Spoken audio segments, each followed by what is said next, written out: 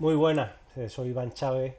Bienvenidos a un nuevo vídeo de Fútbol Formación. Hacía tiempo que no publicaba en ningún vídeo y hay personas que en alguna que otra ocasión me han preguntado por privado sobre los constreñimientos en el fútbol. Eh, Realmente podríamos hablar o resumirlo de una forma muy simple,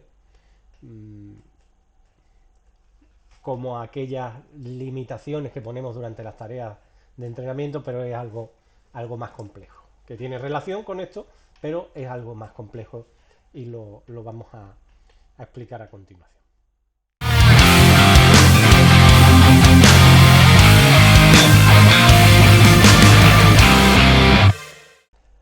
Bueno, los constreñimientos están muy relacionados con las situaciones, eh, con el entrenamiento estructurado de Paco Seirulo y con las situaciones simuladoras preferenciales.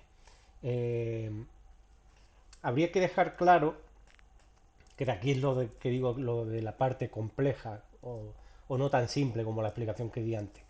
Eh, el entrenamiento estructurado considera al humano deportista o al ser humano deportista, al humano en sí, que nosotros estamos formados por una serie de estructuras, ¿no? Y que en el caso del humano deportista, eh, pues estas estructuras que todos tenemos todas ellas, pero hay unas que, mm, digamos, se priorizan sobre otras y por tanto, ante una misma, un mismo estímulo, una misma tarea, a unos prevalece una estructura sobre otras, ¿no?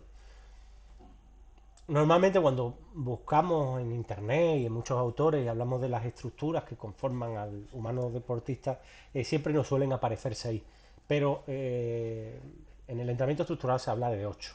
Normalmente nos olvidamos de las dos más importantes que no se entrenan, pero que son necesarias para todos los demás, ¿no? Estas estructuras son la estructura condicional, que es lo que normalmente siempre hemos hablado con el aspecto físico, la estructura coordinativa, que estaría relacionada con la ejecución del movimiento y en el fútbol con la técnica, en cuanto a esa ejecución de movimiento. La estructura cognitiva, que al fin y al cabo cognitivo viene de conocimiento, de entendimiento, pues sería el entendimiento del juego, la toma de decisiones, la percepción, la interpretación, podríamos decir todo aquello que está relacionado con la táctica. La estructura socioafectiva, que está relacionado con las relaciones y la interrelación entre personas, en este caso entre jugadores. La estructura creativo-expresiva, que está relacionado con la creatividad. La estructura emotivo-volitiva, que está relacionado con la voluntad, con los sentimientos propios, con el estado de ánimo, ¿no? Estas son seis estructuras que todos tenemos y que en este caso el jugador, estas estructuras van desarrollándose durante las tareas. Evidentemente a unos jugadores hay unas estructuras que prevalecen sobre otras, es decir, en una misma tarea, voy a poner jugadores ya retirados, ¿no?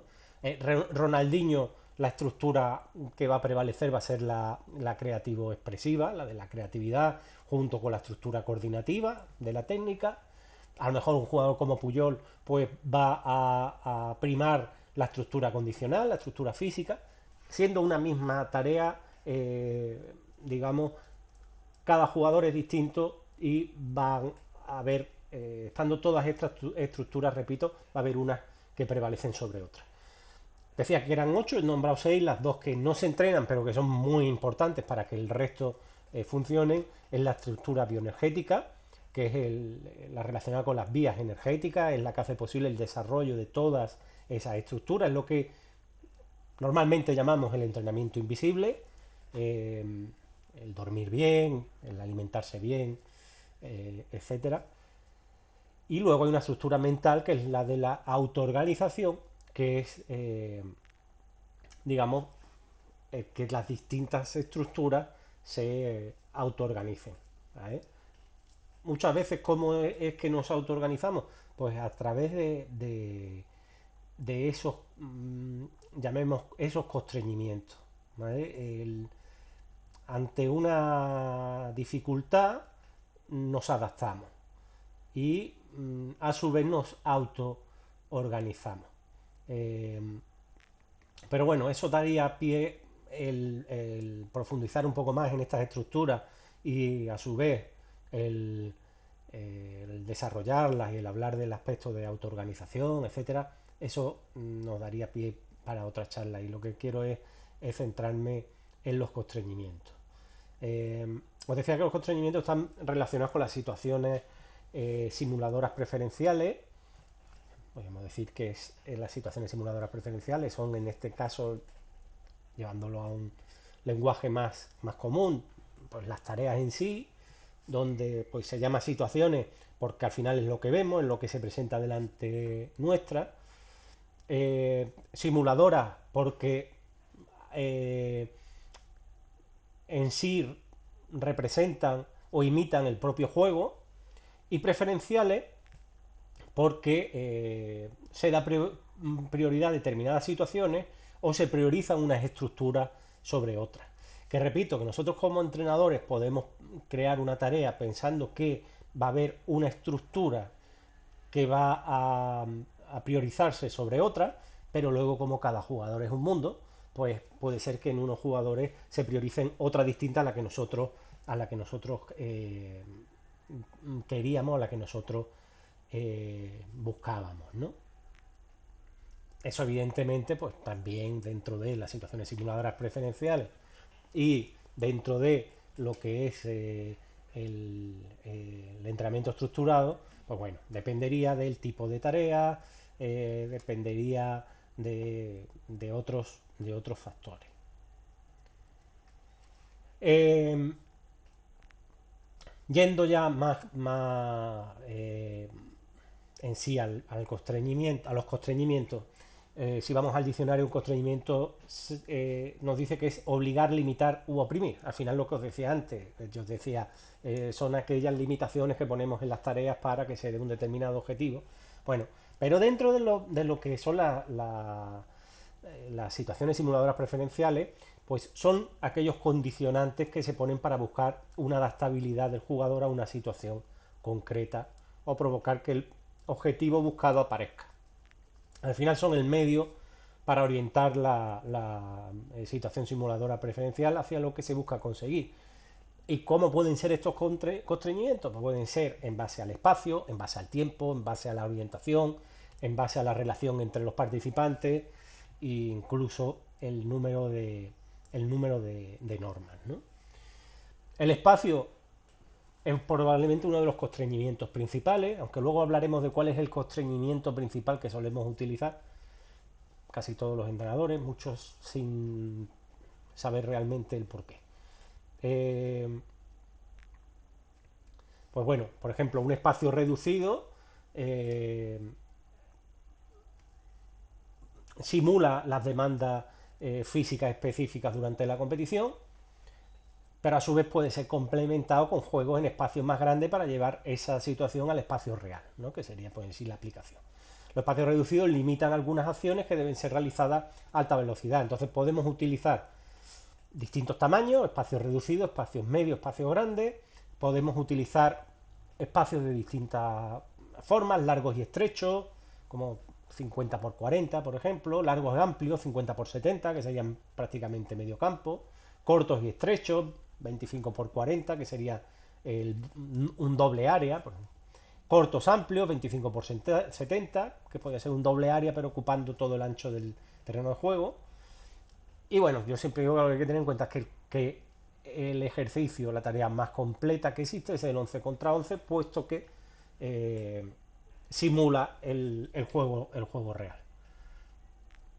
En cuanto a tiempo, la limitación del tiempo también es un constreñimiento porque es un condicionante.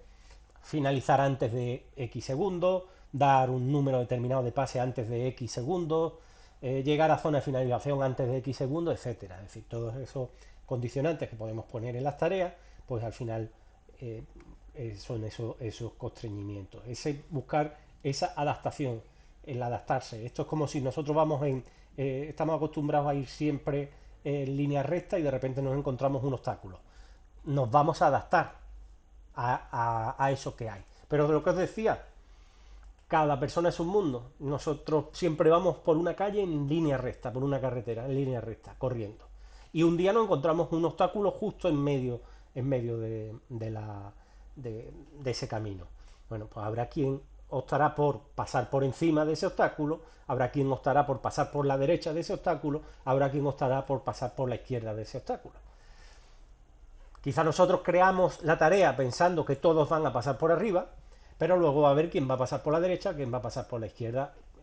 Un poco un símil a lo que os decía antes de que podemos priorizar unas estructuras sobre otras, pero al final el propio ser humano deportista, el propio jugador, al final es el que prioriza unas sobre otras. Ante un mismo problema buscan soluciones distintas, ¿vale? Ese aspecto de la adaptabilidad que al final, pues bueno, es válido, es válido. Es decir, al final en los tres casos han solucionado el pasar ese obstáculo. Quizás nosotros pensábamos en uno, que es el que usaríamos nosotros. Bueno, pues en todos estos constreñimientos puede ocurrir. La orientación en, en la competición, el juego está orientado, atacamos hacia una portería y defendemos la otra. Eh, en muchas tareas, muchas situaciones, simuladores preferenciales, sin finalización, se puede poner constreñimiento de orientación. Bueno, si se lleva el balón hacia un lado y a otro, pues equivale a un gol. Si el balón pasa por los dos comodines exteriores, equivale a un punto, equivale a un gol. Es decir, hay formas de tareas en las que no hay porterías, meter el constreñimiento de una cierta orientación. La relación entre participantes, al final el fútbol consiste en mantener la estabilidad y generar inestabilidad en el contrario, mantener la estabilidad en nuestro equipo y generar inestabilidad al contrario. Para trabajar uno y otro concepto se pueden poner equipos en igualdad, en superioridad o en inferioridad numérica, utilización de comodines ofensivos, utilización de comodines defensivos, resultados favorables para un equipo y resultado en contra para otro, es decir, todos aquellos aspectos que podemos incluir nosotros en una tarea para provocar pues bueno, determinados comportamientos. El número de normas a nivel de constreñimiento mmm, tenemos que buscar que no sean muchas para no saturar al jugador, ¿vale? Porque muchas veces terminan pensando más en las normas que en el propio juego y para no perjudicar también el ritmo de la tarea. Y siempre tienen que estar adaptadas al nivel y a la edad que tenga. Os decía que uno de los constreñimientos que más solemos utilizar los entrenadores son las de los límites de toque. Y los límites de toque tienen unas cosas a favor y unas cosas en contra. Y muchas veces lo usamos sin ser conscientes de esto. ¿Vale? Esto que os voy a decir ahora, esto está sacado del Departamento de Metodología del Fútbol Club Barcelona de hace unos años. Los límites de toques, ¿qué es lo que nos ofrecen? Posesiones más cortas, porque se pierde más el balón, menos contacto con el balón, por tanto, a la hora de la mejora y la enseñanza, sobre todo en primeras edades, de la técnica, vamos a tener una dificultad. No serán duelos, ¿vale? Por tanto, no hay uno contra uno, porque estamos limitando los toques, no hay regate, no hay dribbling, hay un mayor número de pérdidas, hay un mayor cambio de posesión, a las mismas pérdidas pues cambiar la posesión de un equipo a otro muchas más veces, hay un mayor ritmo de la posesión, esa sí es algo positivo, y se recorre menos distancia, ¿vale? Los jugadores recorren menos distancia porque el balón es el que se mueve más que los jugadores. Yo cuando pongo limitaciones de toque normalmente es para darle más ritmo a la posesión. Con respecto a todos estos aspectos, ese quizás es el favorable. Muchas veces lo hacemos pensando en que estamos trabajando la toma de decisiones. Estamos limitando la toma de decisiones. Tomar decisiones es tomar la mejor opción para el equipo. Si yo le digo a un jugador que tiene que controlar y pasar, no le estoy limitando la toma de decisiones. Es verdad que antes de recibir mirará, con lo cual estamos trabajando la percepción, ¿eh? recibirá y la pasará, estamos trabajando en la ejecución, pero no estamos trabajando en sí la toma de decisiones porque se la estamos limitando. La toma de decisiones, habrá momentos en los que tendrá que controlar y pasar, habrá momentos en los que tendrá que jugar a un toque, habrá momentos en los que tendrá que conducir, habrá momentos en los que tendrá que driblar. Entre esas opciones, si siempre elige la más favorable para el equipo, perfecto. Pero cuando limitamos toques, tenemos que ser conscientes que limitamos la toma de decisiones. Es decir, si limitamos los toques, no podemos pensar que estamos trabajando toma de decisiones, porque la estamos limitando. Sin límite de toques, ¿qué nos ofrece? Posesiones más largas, más contactos con el balón, más posibilidades de uno contra uno, más pases correctos, menor ritmo de juego, sería la parte más negativa, y se recorre más distancia. ¿Vale? Entonces, pues bueno, quería hacer un poco hincapié en este constreñimiento de la limitación de toques, que al fin y al cabo es el que más se suele utilizar, pero muchas veces sin realmente tener claro cuál es el objetivo del mismo, y sobre todo en fútbol formativo, donde pues bueno, muchas veces todo a dos toques, todo a dos toques, todo a dos toques, eh, y no trabajamos otros aspectos que son muy importantes, como es el uno contra uno, como es el regate, como es el dribbling, etcétera, etcétera. Bueno, os espero en otro vídeo, espero que os haya gustado este, y hasta otra ocasión, un fuerte abrazo.